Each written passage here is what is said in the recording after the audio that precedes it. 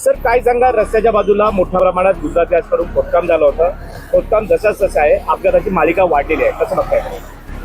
हो, 1-2 वर्षापूर्वी हा रस्ता खोदला गेलेला आहे. गुजरात जलवाहिनी त्या रस्त्याच्या कडेने टाकलेली आहे. हा रस्ता PWDच्या मालकीचा आहे. सार्वजनिक बांधकामाने त्याला परवानगी दिलेली आहे आणि या रस्त्याचं काही रिस्टोरेशन करायचं आहे. त्याचा खर्च गुजरात गॅस कंपनीने ते शुल्क जे आहे ते PWDला भरणा केलेला आहे. अद्यापही या रस्त्याची डागडुजी झालेली आहे, अपघातांची मालिका वाढलेली आहे. आपण शहर अभियंता कसं बघताय याकडे? नाही आहे, आपण बोलताय सत्य आहे. पाऊस भरपूर पडल्यामुळे जे काही खड्डे पडले आहेत त्यांना दुरुस्त करण्यासाठी अडचणी नक्कीच येत आहेत.